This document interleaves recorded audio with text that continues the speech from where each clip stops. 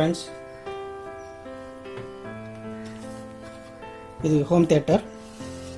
இது வந்து ப்ராப்ளம் இருந்தது. ப்ராப்ளம் எப்படி ஆச்சுன்னு கேட்டிங்கனாக்கா,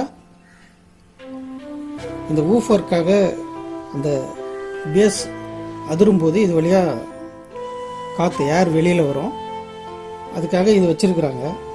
ஆனால் நம்ம வீட்டில் எலிக்கெல்லாம் இது வந்து கேட்வே மாதிரி இது உள்ளே போயிட்டு உள்ளே இருக்கிற ஒயர்லாம் கடிச்சிடுது.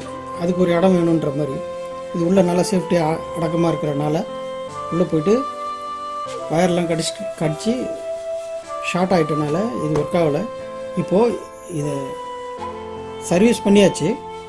இப்போ இது உள்ள எலி போகாமல் இருக்கிறதுக்கு என்ன பண்ணலாம் அதை பார்க்கலாம். இது மாதிரி ஒரு மஸ்கிட்டோ நெட்டு, கொசுவலை நெட்டு இருக்குங்களா, இந்த நெட்டு எடுத்துக்கோங்க. இதில் வச்சு மார்க் பண்ணிக்கலாம்.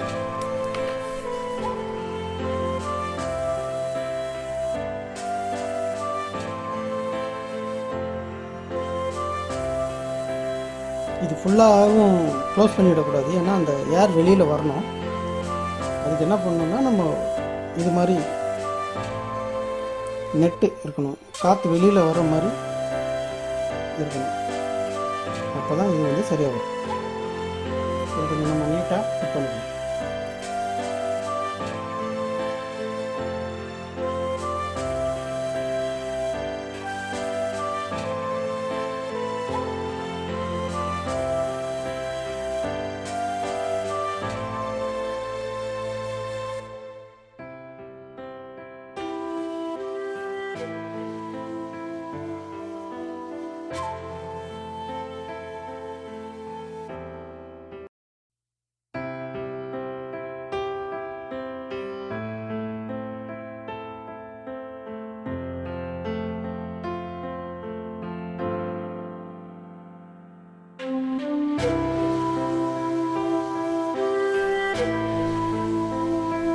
கையில் ஊற்றிக்கணும், பார்த்து பண்ணணும்.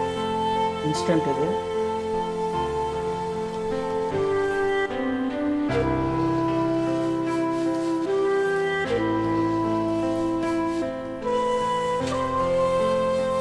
Okay, ready.